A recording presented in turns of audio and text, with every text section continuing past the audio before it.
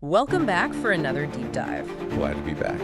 I'm super fascinated by this whole generative AI thing. Oh, yeah. And I'm really curious to unpack some of this stuff that you sent over about generative AI optimization. Yeah. Yes, it seems like kind of a new frontier. It really is. And when I think about it, it's kind of like, back in the early days of SEO, Right. when nobody really knew what they were doing. Like the Wild West. Exactly. Everyone's just kind of throwing stuff at the wall and Yeah. seeing what sticks. Absolutely. And figuring it out as they go along. Yeah. So I'm hoping that by the end of this deep dive, we can equip our listeners Right. with at least a basic understanding of what this landscape looks like. Okay. And maybe even some things that they can do Yeah, to start getting ahead of the curve. absolutely. Because, one of the key things to understand with this is that we're not just talking about traditional SEO anymore. Right. We're talking about a whole new set of strategies that are specifically designed for these large language models. LLMs, LLMs. Yeah, exactly. I've been playing around with ChatGPT a little bit myself. Oh, yeah. And it's pretty impressive how it can just Well, it's incredible. spit out these summaries of complex topics and Yeah. even write different kinds of creative content. Yeah, it's really remarkable how far it's come, even just in the last year.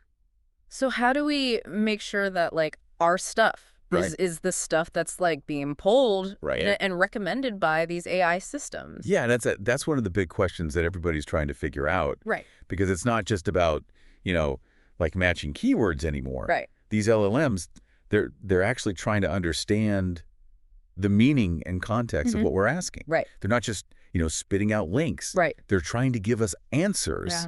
that are tailored to our specific needs. Yes. And one of the articles that you sent over, Decoding LLMs, How to Be Visible in Generative AI Search Results by Olaf Kopp. Yeah. He talks about, how these LLMs use a process called encoding and decoding, break down information and then reconstruct it in a way that makes sense to us humans. That's right. So can we maybe unpack that a little bit? Yeah. What does that actually mean, for someone who's trying to optimize their content?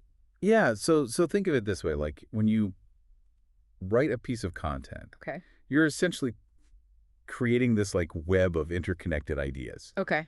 You have your main topic, you have your supporting arguments, you have your examples, your data points. Gotcha. And each of those elements is connected to the others in a meaningful way. Right. Okay, so when an LLM encounters your content, it goes through this encoding process where it breaks down those ideas into smaller units called tokens. Tokens. Tokens, yeah. Okay. And these tokens can be, words, phrases, even punctuation marks. Mhm. And then it converts those tokens into numerical representations called vectors.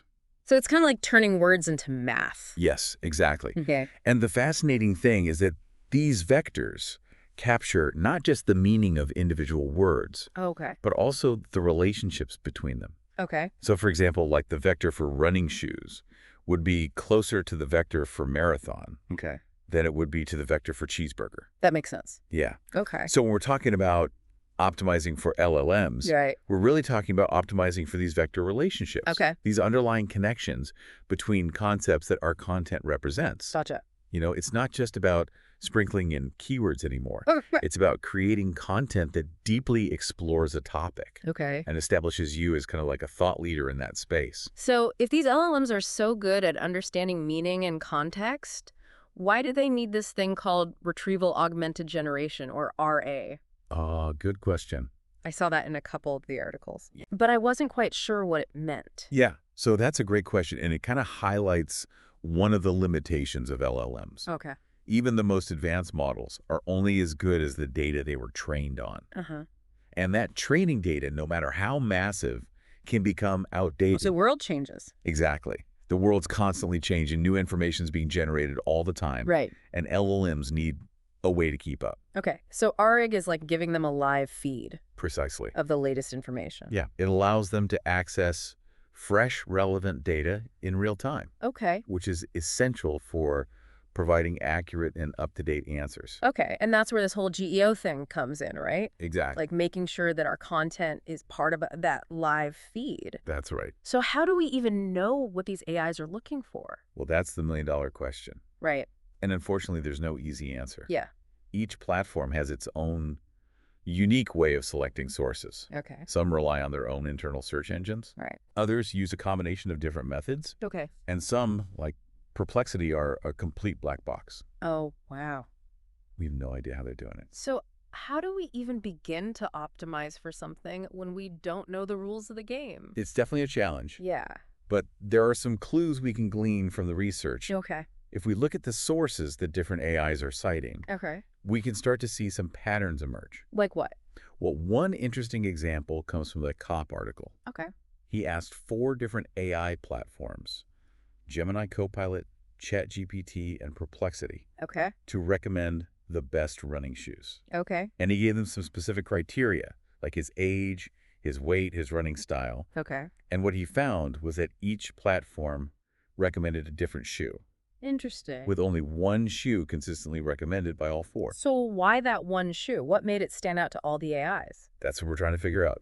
And what's even more interesting is that for all of the platforms, except for Perplexity, the sources they were citing weren't product pages from Amazon or other e-commerce sites. Huh. They were pulling from things like shoe review websites, expert articles, Oh. and even Reddit forums. So it sounds like expertise and authority might be just as important for AI It seems that as it is for traditional search engines. it really does. Yeah. In fact, the article points out that Google at least appears to be using classifiers similar to those they use for EET. EEAT. Yeah, expertise, experience, authoritativeness, and trustworthiness Okay. to assess the quality of sources for their LLMs. So we need to be thinking about EET for AI now, too. Exactly. And that's what we'll be diving deeper into in the next part of our deep dive. Okay. We'll explore the tactical and strategic approaches you can use to make sure your content meets these new standards of quality and relevance. Sounds good to me.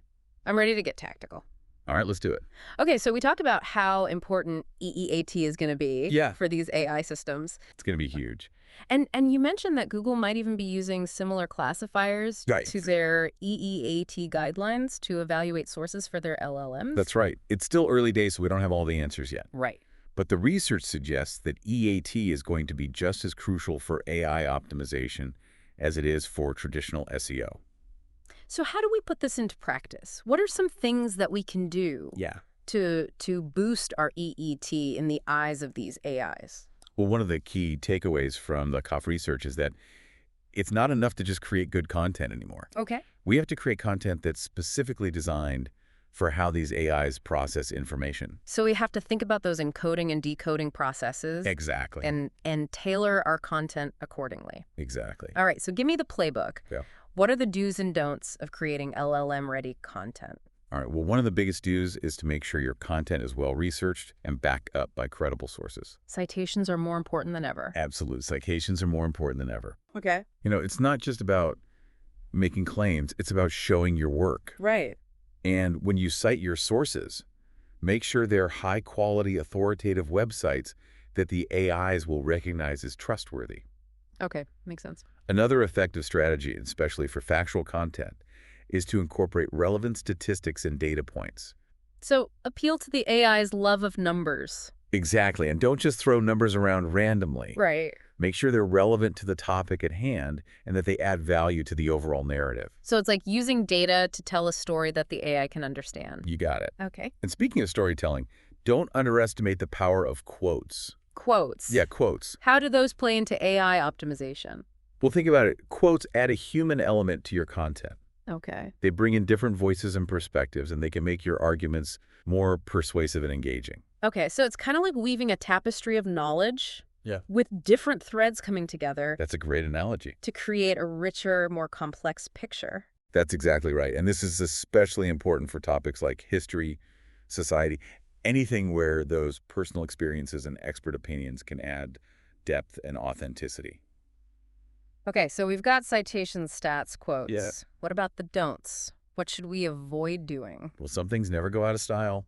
Keyword stuffing is still a big no-no. Seriously, people still try that. You'd be surprised, but yeah. Don't these AIs see right through that? Yeah, they do. They're getting smarter all the time, and they can easily detect when content is trying to manipulate them. Okay, good to know. What else should we avoid? Another common mistake is ignoring context.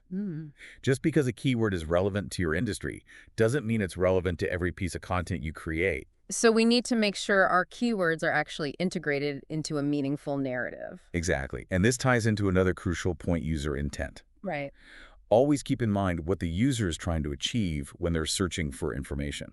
So it's all about providing value, Exactly. answering their questions, solving their problems, Absolutely. giving them what they're looking for. And remember, these AIs are designed to understand user intent better than any traditional search engine ever could. Right. They're looking at the bigger picture.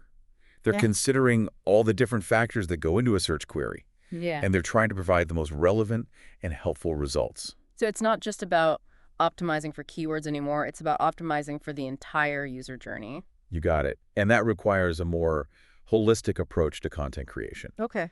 We need to be thinking about how our content fits into the larger ecosystem of information Right. and how it can help users achieve their goals. Okay, so this all makes sense from a general perspective, but I'm curious, how does this play out in different industries? Right.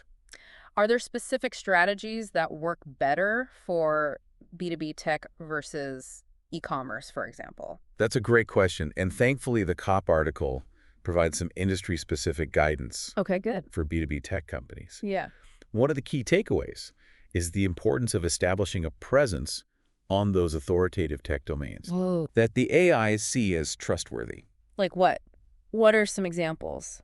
Think sites like TechTarget, IBM, Microsoft Cloudflare, Okay, the big players. the big players in the tech space. So guest posting content syndication, Exactly. those are going to be key strategies Those are going to be key strategies for B2B tech companies. for B2B tech companies. Yeah. But the article also cautions that competition for those syndication spots is going to get fierce. Right. So building your own domain authority through high-quality content is going to be crucial in the long run. That makes sense. What about e-commerce? E-commerce, well, for e-commerce, Amazon is still king, Okay. especially for an AI platform like Perplexity. Right. So making sure your product listings on Amazon are top-notch is essential. So that classic Amazon SEO isn't going anywhere? Not anytime soon. Okay. But it's not just about Amazon. The article also highlights the growing importance of community-driven content, Okay. particularly on platforms like Reddit.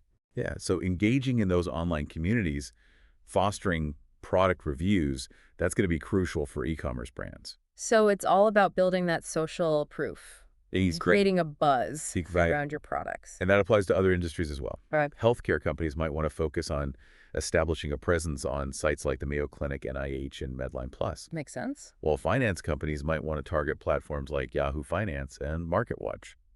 So knowing where your target audience hangs out online Exactly. is more important than ever. More important than ever. And it's not just about where you publish your content, it's also about who you partner with. Right. Building relationships with other authoritative entities in your industry That's right. can really pay off in the long run. Exactly. It's all about Yeah. building that digital ecosystem, that web of trust and authority that the AIs can tap into. Okay, so this is all really insightful, and I can definitely see how these strategies could help a business become more visible Right. to these AI systems. Yeah. But I have to ask, is it all about being cited as a source? That's a great question, and it leads us into what I think is the most exciting aspect of this whole GEO landscape. Okay. It's not just about showing up in the search results, it's about becoming an indispensable source of knowledge in the eyes of these AI systems. So what does that look like? Imagine a world where your company's information, your insights, your perspectives are so deeply embedded in the AI's understanding of your field that it recommends you naturally, organically, Okay. not just as a source to cite, but as the authority on the topic. Wow, that's next level brand authority. Yeah. But how do we get there? That's what we'll be exploring in the final part of our deep dive. Okay. We'll talk about the strategic moves you can make to position your brand as the thought leader in the age of AI. All right, I am ready for part 3. Okay, so next level brand authority. Yeah. How do we get there? It really is a whole new ball game. Think about moving from simply playing the game to actually shaping the rules of the game. Okay, I like that analogy. Yeah, so how do we become rule makers in the world of AI? Yeah. Well, it starts with taking all of those tactical things that we've talked about and amplifying them. Right. So, remember those high-quality, citable sources?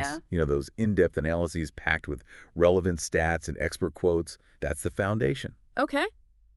But it goes beyond that. Okay. It's also about strategically securing mentions in those high-authority publications and platforms Right. that these AI systems already trust. So like the big guys. Yeah, think major media outlets, industry journals, academic research databases, the kind of sources that carry real weight in the digital world. So PR is more important than ever in this new landscape. Absolutely. And not just any PR, but targeted PR focused on building what the COP article calls co-occurrences. Co-occurrences, okay? Yeah. What does that mean? Well, it means getting your brand name to appear alongside those keywords, the concepts, the entities that define your area of expertise. So it's not just about getting name dropped. No, It's no. about shaping the context. In which your brand is mentioned. Exactly. It's about associating your brand with thought leadership with those ideas. Okay. It's about weaving your brand into the fabric of knowledge that these AIs are constantly learning from. Okay. And that brings us to another crucial element. Okay. Knowledge graphs. Knowledge graphs, right? Have you ever heard of a knowledge graph? I've heard of them, but I'm still a little fuzzy on like how they actually work. Yeah, think of them as like these massive maps Okay. that show how different concepts and entities are related to each other. Okay. So, for example, a knowledge graph for your industry might link your brand to your competitors, Okay. to your products, your key people, relevant industry events, and even like broader concepts that are related to your field. And I'm guessing we want to make sure those links are like strong and positive. Exactly. Right. By building relationships with other reputable entities in those knowledge graphs, Right. you're essentially building credibility by association. It's like this giant digital network where the more connections you have to other trustworthy nodes, Right. the more authoritative you become. So it's kind of like building a stellar LinkedIn profile, Yeah. but for your entire company. That's a great way to put it. And it's a long game. Right. It takes time and effort Right. to cultivate these relationships and to establish your brand within these complex knowledge networks. Mhm. So if I'm like a small business or startup that's just starting out, Right. am I just out of luck? Not at all. Yeah. In fact, the COP article actually suggests that smaller players might even have an advantage in niche markets. Really? How so? Well, it comes down to competition. Okay. In a highly competitive market, it takes a lot more effort and resources to stand out from the crowd, Right. both in traditional search and in this new AI landscape. Yeah. But if you're operating in a niche market, Okay. you have fewer competitors vying for that top spot, Right. which means it's easier to establish yourself as a key player. Less noise, more signal. Exactly. And all of those tactical tips that we talked about, creating high quality content, Right. building relationships, Right. focusing on those co-occurrences. Right. Those are all essential building blocks. Okay. And don't forget the experimentation piece, Absolutely. right? We're all still figuring this out. Right. Like what works best Yeah. for navigating this new world. This is uncharted territory. And the only way to stay ahead of the curve is to be willing to try new things. Right. Learn from your mistakes. Right. And constantly adapt your strategies. It's all about embracing that early adopter mindset, Exactly. that willingness to just like dive in and see what happens. That's right. And, if you're listening to this deep dive, Okay. I have a feeling you're already that kind of person. Right. So consider this your call to action. Okay. I like it. Don't wait for someone else to crack the code on GEO. Yeah. Go out there, experiment, learn, and share what you discover. I love that. And who knows, maybe one day, thanks to your efforts, an AI will be recommending your company as the ultimate authority on your topic. There you go. That's the goal. That's got to be the ultimate goal, right? That's the legacy worth striving for. This has been an incredible deep dive. Been having fun. I feel like I have a much clearer understanding Good, sure. of what it takes to succeed Yeah. in this new landscape. So thank you so much for guiding me through this. It's been my pleasure. And remember, the future of search is already here. Yeah. It's just unevenly distributed. So get out there and start shaping it. Couldn't have said it better myself. That's all the time we have for today's deep dive. We'll be back soon with another fascinating topic, so make sure you're subscribed. And in the meantime, keep exploring, keep learning, and keep pushing the boundaries of what's possible.